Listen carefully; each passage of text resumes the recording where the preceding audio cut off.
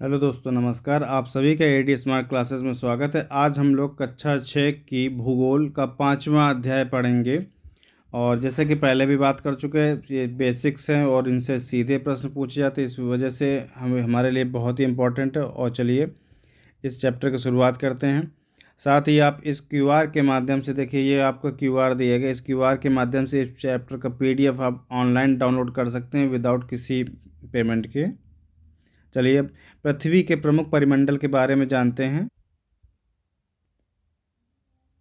पृथ्वी के प्रमुख परिमंडल नाम से आभास हो रहा होगा कि परिमंडल, जिसे कि वायुमंडल, आसपास का एटमॉस्फेयर, वातावरण के बारे में बात की गई। चलिए अब देखते हैं।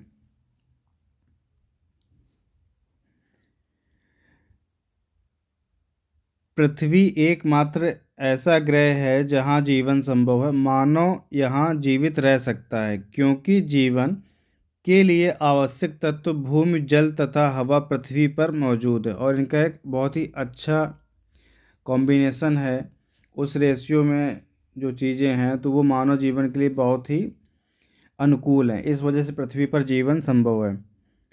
पृथ्वी की सतह ऐसी है जिसमें पर्यावरण के 3 महत्वपूर्ण घटक आपस में मिलते हैं तथा एक दूसरे को प्रभावित करते हैं। पृथ्वी का ठोस भाग, जिस पर हम रहते हैं, उसे भूमंडल कहते हैं।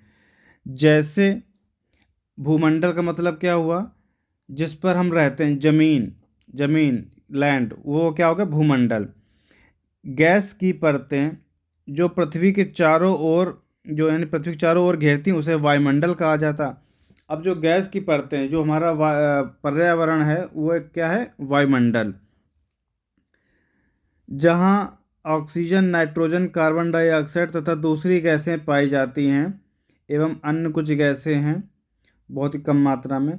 पृथ्वी के कुछ बड़े भाग पर जल पाया जाता है जिसे जलमंडल कहा जाता है। जलमंडल में जल की सभी अवस्थाएं जैसे बर्फ, जल एवं जलवाष्प सम्मिलित है। देखिए, इससे सीधा कई प्रकार से प्रश्न आ जाते हैं। पृथ्वी के कितने परिमंडल हैं? तो कौन कौन से? भूमंडल, वायुमंडल और जलमंडल। अच्छा, जलमंडल का मतलब ये नहीं कि कहीं आइसलैंड है या बर्फ है, हिमालय है, तो वो एरिया जलमंडल का नहीं। वो किसी का एरिया? जलमंडल का ही। जलवाष्प भी किसका? जल का ही। नदी, तालाब, झील, समुद्र, ये सब किसके हैं? जलमंडल के। तो आपको कभी प्रश्न पूछा इनमें से जलमंडल का भाग कौन है, आपने सोचा अरे जल का मतलब लिक्विड, बर्फ तो जमी हुई है, इसका पार्ट नहीं है। ऐसा नहीं है। इस प्रकार से आप इसको देख सकते हैं। शब्दों की उत्पत्ति के बारे में थोड़ा सा एक नज़र डाल लेते हैं। ग्रीक भाषा में लिथास का अर्थ है, इसको लिथोस भी कहते हैं, पत्थर। एटमॉस का अर्थ है वाष्प और ह्यूडर का अर्थ है जल। बायोस का अर्थ है जीवन।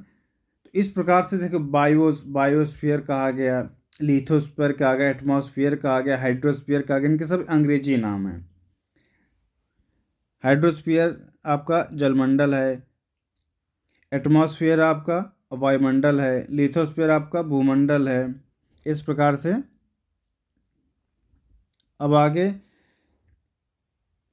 जीवमंडल एक सीमित क्षेत्र है जहां स्थल, जल एवं हवा एक साथ मिलते हैं, जहां सभी प्रकार के जीवन पाए जाते हैं। मतलब ये एक ऐसा एरिया है जहां पर तीनों चीज़ें एक साथ मिलेंगी, क्योंकि जीवन के लिए पानी भी चाहिए, हवा भी चाहिए और ज़मीन भी चाहिए। अगर इनमें से कोई एक नहीं है तो जीवन संभव नहीं है।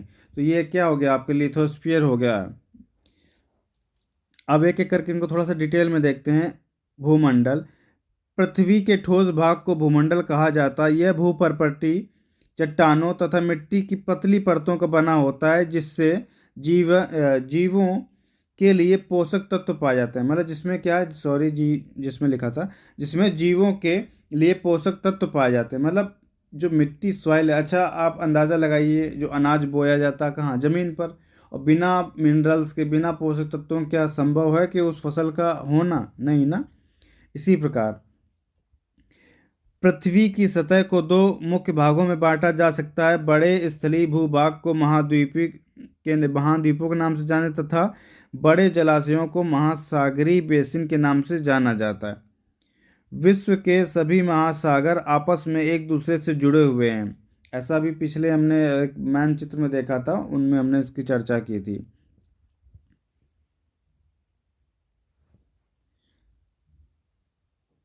अब आगे, अच्छा इसमें एक प्रश्न है छोटा सा आपके लिए, क्या सभी स्थलीय भूभाग एक दूसरे से आपस में जुड़े हुए हैं? बताइए, भूभाग, सभी भूभाग बिल्कुल नहीं जुड़े हुए हैं। आप देखिए बीच में थोड़ा सा पानी गया हो तो इस प्रकार से उनको कह सकते हैं कि नहीं जुड़े, सब अलग अलग हैं। जैसे आपका अफ्रीका पूरा अलग है, उत्तरी अमेरिका हो गया, ग्रीनलैंड हो गया, और इस प्रकार से दक्षिणी अमेरिका हो गया, ऑस्ट्रेलिया, सब अलग देखिए, पर भूभाग अलग हैं। साथ ही इन पर पाए जाने वाले जलाशय यानी महासागर सब एक दूसरे से जुड़े हुए।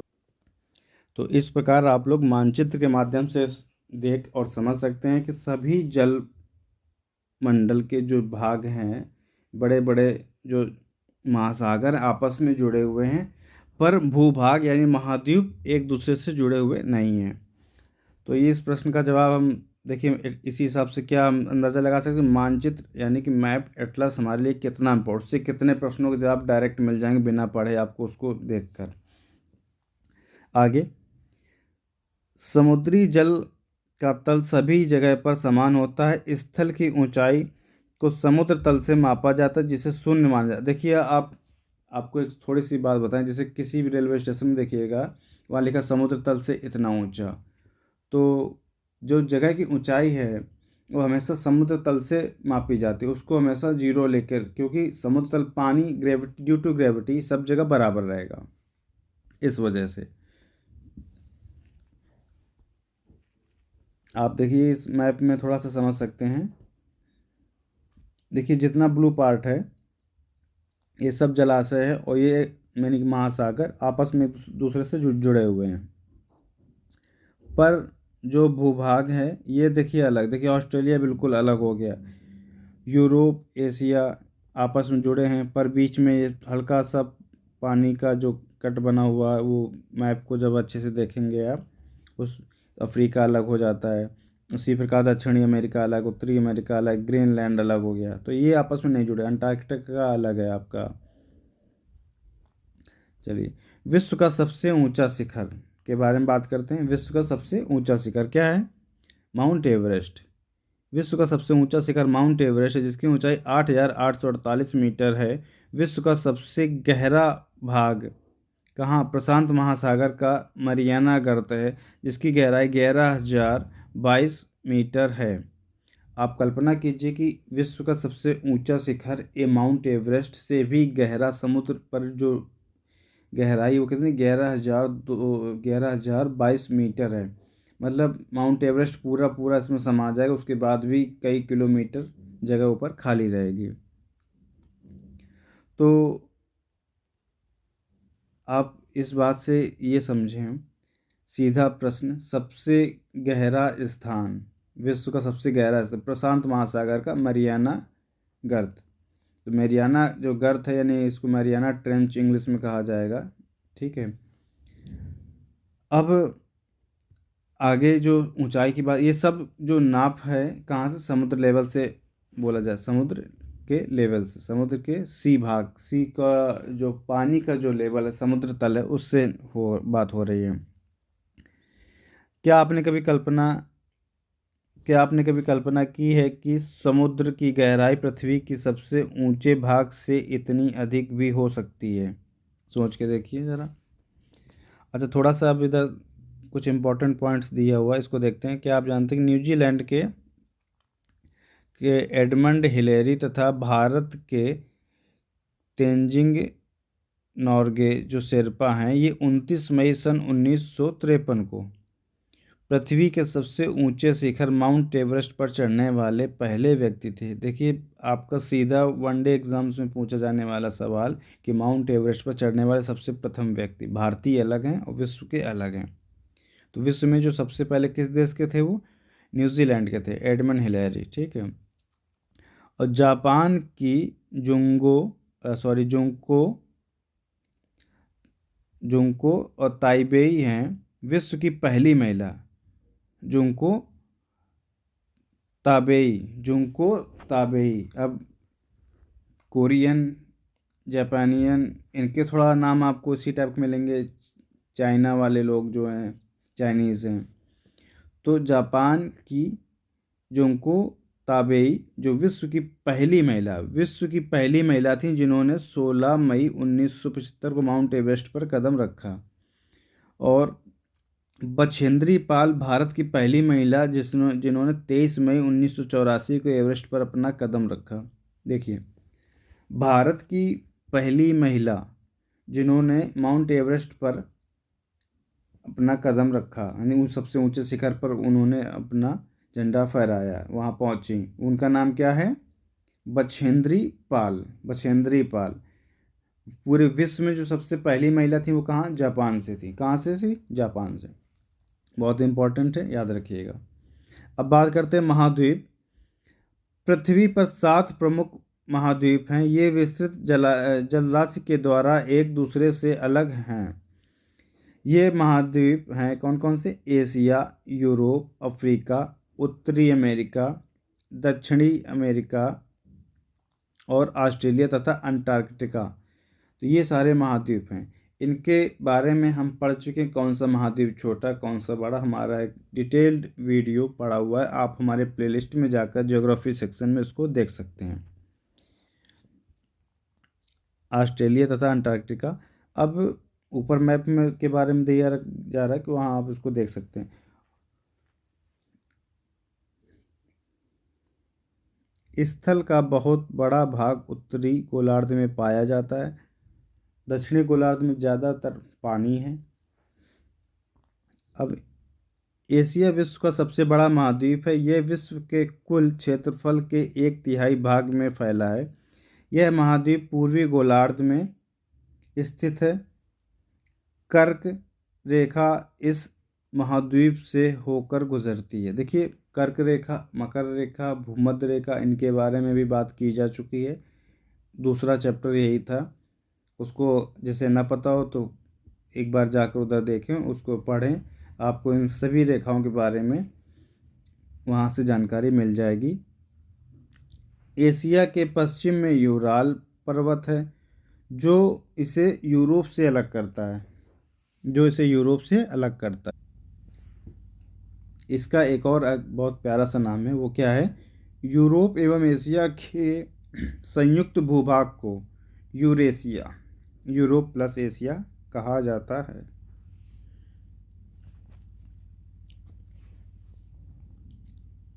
यूरोप एशिया का बहुत छोटा सा भाग है। यूरोप एशिया का बहुत छोटा सा एक भाग है। यह महाद्वीप एशिया के पश्चिम में स्थित है। आर्कटिक वृत्त इससे होकर गुजरता है। यह 3 तरफ से जल से घिरा है। विश्व के मानचित्र में देखिए और इसकी स्थिति का पता लगाइए। ये आपके लिए होमवर्क है। आप एटलस उठाएं और देखें आखिर यूरोप है कहाँ। और साथ ही साथ इसमें देखिए आर्कटिक वृत्त इससे होकर गुजरता है, यानी कि आर्कटिक वृत्त किस महाद्वीप से होकर गुजरता है, आपको ऐसा भी पूछा जा सकता है। अफ्रीका एशिया के बाद विश्व का दूसरा सबसे बड़ा महाद्वीप है। विषुवत वृत्त या 0 डिग्री अक्षांश इस महाद्वीप के लगभग मध्य भाग से होकर गुजरता है। अफ्रीका का बहुत बड़ा भाग उत्तरी गोलार्ध में स्थित है। अब देखिए देखिए, अफ्रीका एकमात्र ऐसा महाद्वीप है जहाँ से तीनों रेखाएं गुजरती हैं, सबसे पहला पॉइंट। और जो भूमध्य रेखा है इसको लगभग 2 बराबर भागों में बांटती है। आगे देखिए, इसमें दिया भी गया हुआ है कि यही एक ऐसा महाद्वीप है जिससे होकर कर्क रेखा, विषुवत, मकर तीनों रेखाएं गुजरती हैं। सहारा का रेगिस्तान विश्व का सबसे बड़ा गर्म रेगिस्तान है जो कि अफ्रीका में स्थित है। यह महाद्वीप चारों तरफ से समुद्रों एवं महासागरों से घिरा है। विश्व की सबसे लंबी नदी नील अफ्रीका से होकर गुजरती है। अफ्रीका का मानचित्र देखिए। देखिए अफ्रीका का मानचित्र देखिए कि मतलब है कि आप ज्योग्राफी मतलब मैप विद मैप ही पढ़ें इसको। बिना मैप के पढ़ने में आपको पढ़ लेंगे, लोकेशंस नहीं पता चलेंगी। मानचित्र में देखिए तथा बताइए कि कर्क रेखा, मकर रेखा तथा विषुवत रेखा किन किन भागों से होकर गुजरती है। आप मैप उठाइए, उसको देखिए और उसको एक नोट डाउन कीजिए, सीधा नोट्स, ये रेखाएं इस जगह से होकर जाती है। अब उत्तरी अमेरिका का विश्व का तीसरा सबसे बड़ा महाद्वीप है। यह दक्षिणी अमेरिका से एक सक्रिय स्थल से जुड़ा हुआ है, जिसे पनामा जल संधि, जिसे क्या कहते हैं, पनामा जल संधि। आप देखिए इस मैप में, आप इस मैप को देखिए और इससे अंदाज़ा लगाइए।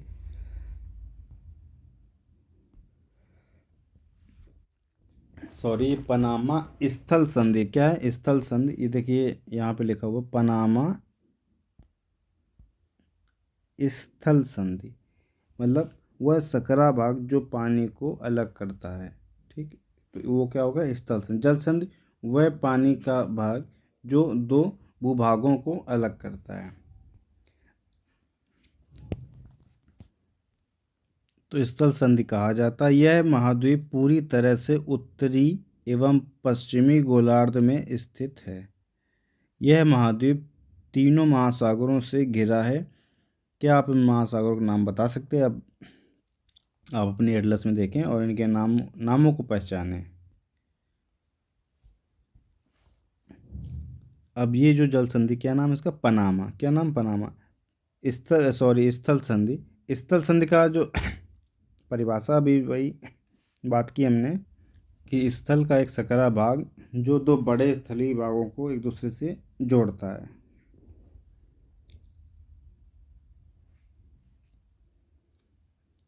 अब बात करते हैं दक्षिणी अमेरिका की। दक्षिणी अमेरिका यानी दक्षिण अमेरिका या दक्षिणी अमेरिका सिंपल सा वर्ड है और अलग अलग लिखा मिलेगा, इससे कोई फ़र्क नहीं पड़ेगा। दक्षिण अमेरिका का अधिकांश भाग दक्षिणी गोलार्ध में स्थित है। इसके पूर्व एवं पश्चिम में कौन से दो महासागर स्थित हैं? देखिए पूर्व एवं पश्चिम में आपके लिए होमवर्क है, एटलस उठाइए, इसको खोजिए, उसके नाम, फिर वहाँ पर अगर नहीं है तो आप इसको मेंशन कीजिए, पीडीएफ डाउनलोड कीजिए, इस पर लिखिए। जब आप खुद से करेंगे तो इसके बारे में थोड़ा सा आपका इंटरेस्ट बढ़ेगा और अच्छा लगेगा कि हाँ आपने चीज़ों को फाइंड की। विश्व की सबसे लंबी पर्वत श्रृंखला एंडीज इसके उत्तर से दक्षिण की ओर फैली है। उत्तर से दक्षिण की ओर आप भौतिक मैप, राजनीतिक नहीं, भौतिक मैप में देखें, फिजिकल मैप में देखें, आपको ये जो एंडीज पर्वत है उत्तर से दक्षिण इस एरिया में, इसको थोड़ा सा मैं ऐसे, इस एरिया में आपको ये एंडीज पर्वत मिलेगा। फिर आप एंडीज पर्वत को देखें, उसकी सबसे ऊंची चोटी देखें। इसी प्रकार ये काम खुद से करें, बहुत आपके लिए बेनिफिशियल है, क्योंकि जब आप खुद ढूंढेंगे थोड़ा सा आसपास की चीज़ें और आपको नज़र आएंगे, उनसे भी आप अवेयर होंगे। और दक्षिणी अमेरिका में विश्व की सबसे लंबी बड़ी नदी अमेजन बहती है। ऑस्ट्रेलिया ऑस्ट्रेलिया विश्व का सबसे छोटा महाद्वीप है जो पूरी तरह से दक्षिणी गोलार्ध में स्थित है। यह चारों तरफ से महासागरों तथा समुद्रों से घिरा हुआ है। इसे द्वीपीय महाद्वीप कहा जाता है। इसे द्वीपीय महाद्वीप कहा जाता है।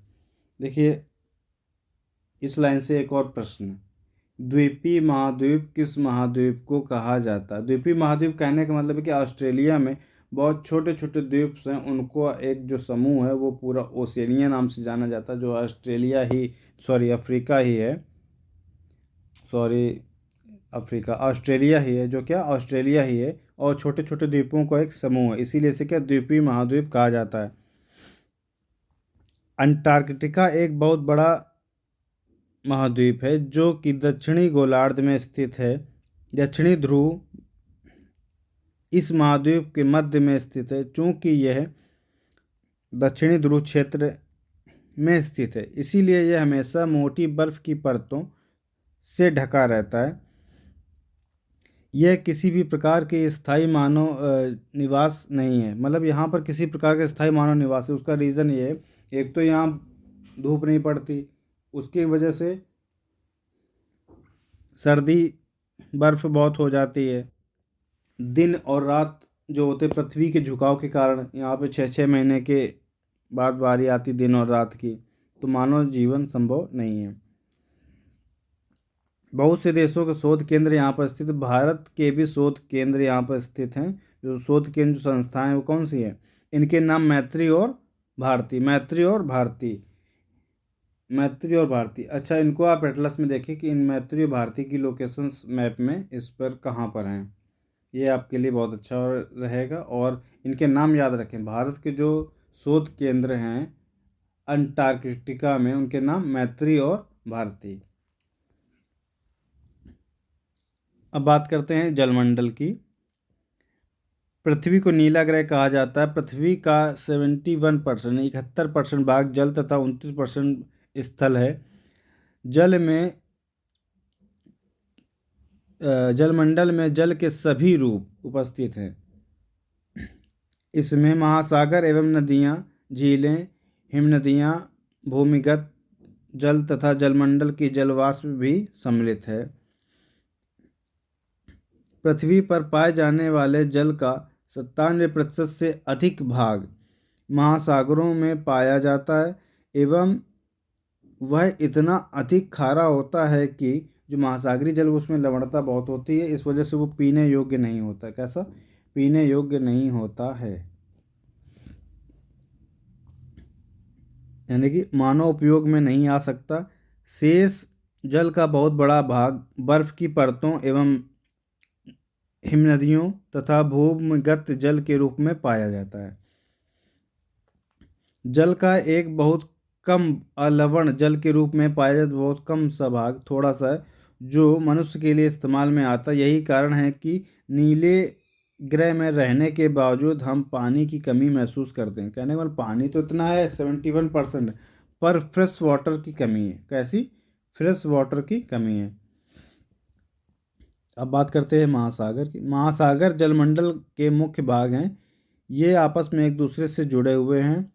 इनका अभी पहले हम लोगों ने बात की कि सभी जगह पर जो लेवल है वो समान रहेगा, ऊंचाई, यानी कि ऐसा नहीं कहीं पे पानी ऊंचा भरा, अगर आपस में जुड़े हो तो बराबर रहेंगे।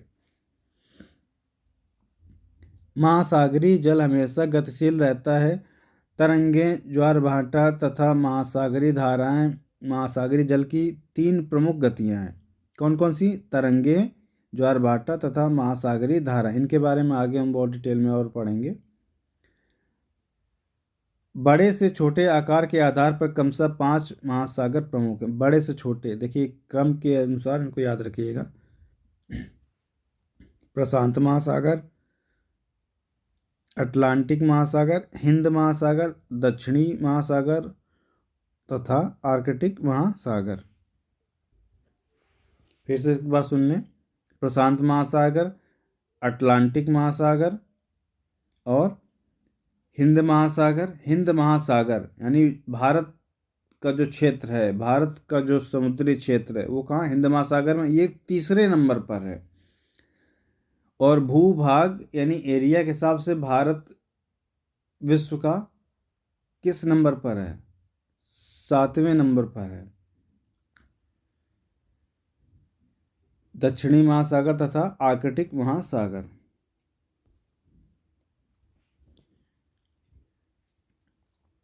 प्रशांत महासागर सबसे बड़ा महासागर है। यह पृथ्वी के 1/3 भाग पर फैला है। पृथ्वी का सबसे गहरा भाग जो मैरियाना गर्त यानी ट्रेंच है, प्रशांत महासागर में स्थित है। प्रशांत महासागर जो है लगभग वृत्ताकार, कैसा? लगभग वृत्ताकार है। एशिया, ऑस्ट्रेलिया तथा उत्तर एवं दक्षिण अमेरिका इसके चारों ओर स्थित हैं। मैप में आप देखें, बहुत अच्छे से एक एक लाइन को पढ़ें और उसको समझते चलें कि कैसे बोला गया। यानी कि प्रशांत महासागर जो उसके चारों ओर, ये सभी क्या? महाद्वीप से हैं। अटलांटिक महासागर विश्व का दूसरा सबसे बड़ा महासागर है। यह अंग्रेजी भाषा के एस अक्षर के आकार का बना हुआ है। इसके पश्चिमी किनारे पर उत्तर एवं दक्षिण अमेरिका है, उत्तरी एवं दक्षिणी अमेरिका ऐसे भी कह सकते हैं, तथा पूर्वी किनारे पर यूरोप एवं अफ्रीका है। अटलांटिक महासागर की तट रेखा बहुत अधिक दंतुरित है। दंतुरित मतलब कटी फटी, कैसी? कटी फटी है। यह अनियमित एवं दंतुरित तट रेखा प्राकृतिक पोताश्रयों एवं पत्तनों के लिए आदर्श स्थिति है। व्यापार की दृष्टि से यह सबसे व्यस्त जल महासागरों का एक स्थान यानी कि एक रूप है। देखिए, एडवांटेज अगर आप यूपीएससी लेवल पर इस बात को समझें कि अगर किसी महासागर का जो भाग है लैंड में वो दंतरित यानी कटा फटा सा है तो वो किस प्रकार से अच्छा है।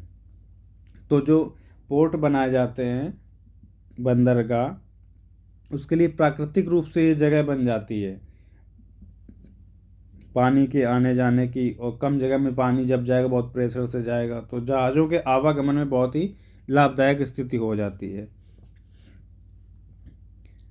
अब बात करते हैं हिंद महासागर। हिंद महासागर ही एक ऐसा महासागर जिसका नाम किसी देश के नाम पर है, यानी भारत के नाम पर रखा गया है। यह महासागर लगभग त्रिभुजाकार है। इसके उत्तर में एशिया, पश्चिम में अफ्रीका और पूर्व में ऑस्ट्रेलिया है। पूर्व में ऑस्ट्रेलिया। दक्षिणी महासागर जो है आर्कटिक है। दक्षिणी महासागर क्या है? अटलांटिक तो ऊपर है, आर्कटिक है। तो ये दक्षिणी महासागर जो अंटार्कटिका महाद्वीप के चारों ओर, जो अंटार्कटिका महाद्वीप को चारों ओर से घेरता है। अंटार्कटिका महाद्वीप कौन सा? बर्फ से घिरा हुआ। कौन सा? बर्फ से घिरा हुआ है, तो उसको चारों ओर से घेरता है। यह अंटार्कटिका महाद्वीप से उत्तर की ओर 60 डिग्री दक्षिणी अक्षांश तक, उत्तर की ओर 60 डिग्री दक्षिणी अक्षांश तक फैला हुआ है। आर्कटिक महासागर उत्तरी ध्रुव जो वृत्त है में स्थित है। यह उत्तर ध्रुव के चारों ओर फैला है। यह प्रशांत महासागर से छिछले जल वाले एक संकरे भाग से जुड़ा है। छोटा सा महासागर है जिसे बेरिंग जल संधि के नाम से भी जाना जाता है। कौन सी? बेरिंग जल संधि। नाम बेरिंग जल संधि कहाँ है? आप इस बात से फिर प्रश्न देखिए आया। अब आप इसको मैप में उठाइए, एटलस, और ऊपर देखिए उत्तरी ध्रुव के आसपास की आपकी बेरिंग जल संधि कहाँ पर है। यह उत्तर अमेरिका के उत्तर तटों और यूरेशिया से घिरा है। देखिए, यूरेशिया यानी यूरोप और एशिया का मिला हुआ सम्मिलित भाग, और उत्तरी अमेरिका से घिरा हुआ है। चलिए अब बात करते हैं वायुमंडल की। हमारी पृथ्वी जो है चारों ओर गैसों के एक परत से घिरी हुई है जिसे हम वायुमंडल कहते हैं। जिसे हम क्या कहते हैं? वायुमंडल। वायु की यह पतली परत इस ग्रह का महत्वपूर्ण एवं अटूट भाग है। बिना इसके जीवन संभव नहीं है। जो मौसमी गतिविधियाँ होती हैं, हवा, पानी, बरसात वाली, इस ओले वाली, ओस वाली, कुहासा, वो सारी गतिविधियाँ इस वायुमंडल की वजह से होती हैं। यह हमें ऐसी वायु प्रदान करती है जिससे हम लोग सांस लेते हैं। ये वायुमंडल हम लोगों को सूर्य की कुछ हानिकारक किरणों से भी बचाता है। अब देखिए, इस पर जो ओजोन लेयर होती है, ओजोन लेयर काम अल्ट्रावायलेट जो रेज आती हैं उनको अवशोषित करना, उसके बाद रेज को नीचे ट्रांसफ़र करना। तो ये हम आगे जब पढ़ेंगे तो उसका एक एक परत को बहुत ही डीप में पढ़ेंगे। क्लास 6 के लेवल पर इट इज सफिशिएंट। वायुमंडल 1600 किलोमीटर की ऊंचाई तक फैला है। वायुमंडल को उसके घटकों, तापमान तथा अन्य के आधार पर 5 परतों में बांटा जाता है। इन परतों को पृथ्वी की सतह से शुरू करते हुए क्षोभ मंडल, समताप मंडल, मध्य मंडल, आयन मंडल तथा बहिर्मंडल कहा जाता है। अब इनको याद करने का क्रम का भी एक वीडियो, एक शॉर्ट पड़ा हुआ है, बहुत अच्छा सा, अच्छे से समझाया गया। आप उसको उस जगह पे हमारे इस पर जाकर देख सकते हैं, बहुत अच्छी सी ट्रिक के साथ। आप एक बार विजिट करें और उसको याद करें। क्रम को एक बार फिर देखें। क्षोभ मंडल, समताप मंडल, आयन मंडल और बहिर्मंडल।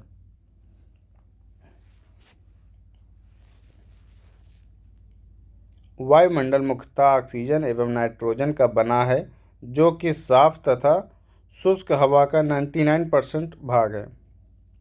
आयतन के अनुसार नाइट्रोजन 78%, ऑक्सीजन 21% तथा दूसरी गैसें जैसे कार्बन डाइऑक्साइड, आर्गन इत्यादि की मात्रा 1% है, यानी 1% है। एक्चुअल में कार्बन है 0.03%, और उसके बाद जो रिमेनिंग बचेगा उसमें अन्य गैसें सब सम्मिलित हैं। ऑक्सीजन सांस लेने के लिए आवश्यक है, जबकि नाइट्रोजन प्राणियों की वृद्धि के लिए आवश्यक है। कार्बन डाइऑक्साइड यद्यपि बहुत कम मात्रा में है, लेकिन ये पृथ्वी के द्वारा छोड़ी गई ऊष्मा को अवशोषित करती, जिससे हमारी पृथ्वी क्या रहती, गर्म रहती। ये पौधों की वृद्धि के लिए भी आवश्यक है। ये कार्बन डाइऑक्साइड की भी एक अपनी बहुत अच्छी ज़रूरत है। अगर कार्बन डाइऑक्साइड ना हो तो ऊष्मा अवशोषित नहीं होगी, और नहीं होगी तो पृथ्वी का जो तापमान है एकदम रात में ठंडा हो जाएगा। जब ठंडा हो जाएगा तो फिर ऊष्मा एनर्जी नहीं रहेगी, मतलब तापमान गर्म नहीं रहेगा। जितनी गर्मी का आवश्यकता है उससे भी कम टेम्परेचर हो जाएगा, और ये जीवन के लिए कहीं ना कहीं असंभव सी स्थिति पैदा कर देगी। साथ ही साथ पेड़ पौधों को जो ज़रूरत होती है वहाँ भी समस्या आएगी, और बिल्कुल ना होने पर जो जलाशय हैं ये बर्फ़ के रूप में तब्दील होने लगेंगे, फिर धूप निकलेगी, फिर जब रोशनी आएगी फिर गर्म होंगे, फिर रात को एकदम अचानक ठंडे होंगे। तो हर गैस की एक अपनी ज़रूरत, बशर्ते वो किस मात्रा में होनी चाहिए इस पर हम ध्यान देने की बात है। ऊंचाई के साथ वायुमंडल के घनत्व में भी भिन्नता आती है। यह घनत्व समुद्री तल पर सबसे अधिक होता है।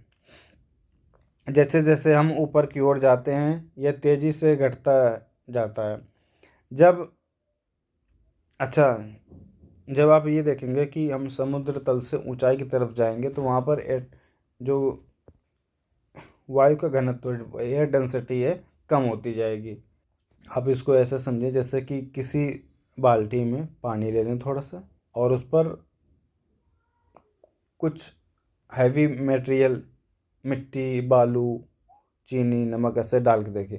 आप देखेंगे कि एक नीचे लेयर जम जाएगी, ऊपर वाला भाग खाली है। उसी प्रकार से एटमॉस्फेयर का जो प्रेशर से नीचे वाली लेयर में प्रेशर ज़्यादा रहता है, और ऊपर जैसे जाएंगे वो घटता जाता है।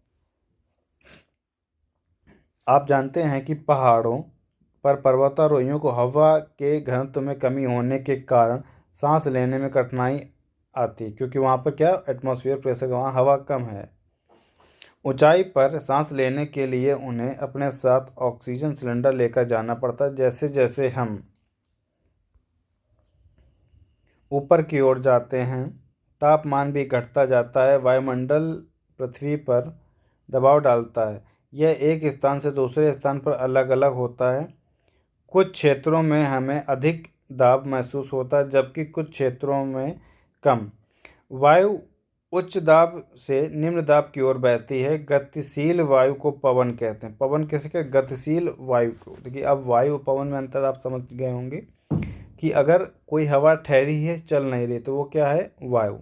जब वो एक स्थान से दूसरे स्थान को ट्रेवल करेगी, चलेगी, तो वो क्या है, पवन। उस समय वो क्या है, पवन।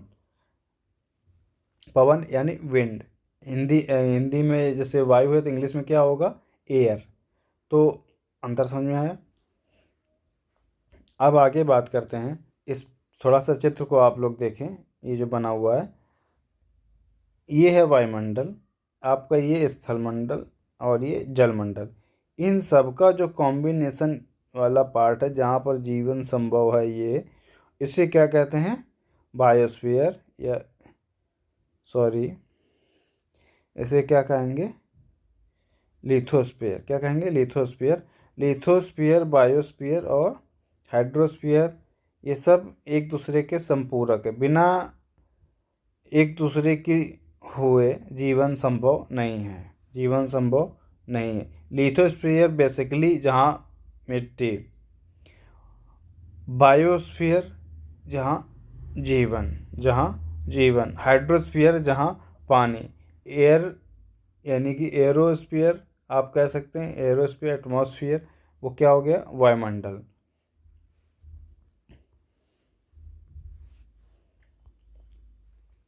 अब हम लोग हाइड्रोस्फीयर यानी कि जीवमंडल की बात करते हैं। जीवमंडल स्थल, जल तथा हवा के बीच का एक सीमित भाग है। यह भाग यानी कि वह भाग जहाँ जीवन मौजूद है। देखिए बात आ गई, जीवमंडल यानी बायोस्फीयर की आ गई।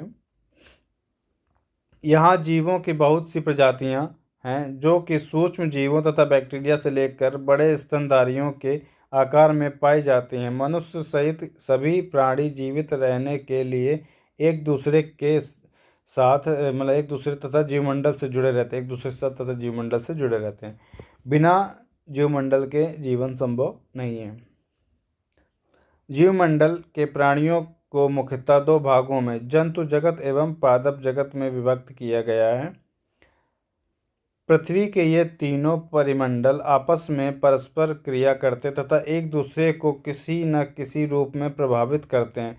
उदाहरण के लिए लकड़ी तथा खेती के लिए वनों को काटा जाए तो इससे ढलुआ भाग पर मिट्टी का कटाव तेजी से होने लगता है।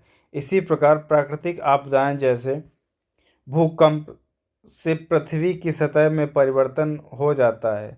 हाल ही में सुनामी के कारण अंडमान एवं निकोबार द्वीप समूह का कुछ भाग पानी में डूब गया।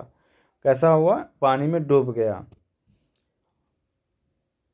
झीलों तथा नदियों में दूषित पदार्थों के प्रवाह होने से उनका जल मानव के इस्तेमाल के लिए लायक नहीं रह जाता। यह जल दूसरे जीवों को भी नुकसान पहुंचाता है। जैसे किसी तालाब में आप समझिए कि अगर उस पर सीवेज या गंदा पानी नाली नालों का जाता रहेगा तो पानी बहुत ही प्रदूषित हो जाएगा। उस पर रहने वाले जीव जो होंगे, जैसे मछली है, मेढक है, कुछ जलीय सांप हैं में और ऐसे और भी जलीय जो जीव हैं उनको दिक्कत होगी, वो उस पर जीवन सर्वाइव नहीं कर पाएंगे। सिंपली जैसे एयर पोल्यूशन हो जाए, आदमी के लिए भी संभव नहीं है क्योंकि बाहर से ऑक्सीजन नहीं मिलेगी उतनी फ्रेश उनको।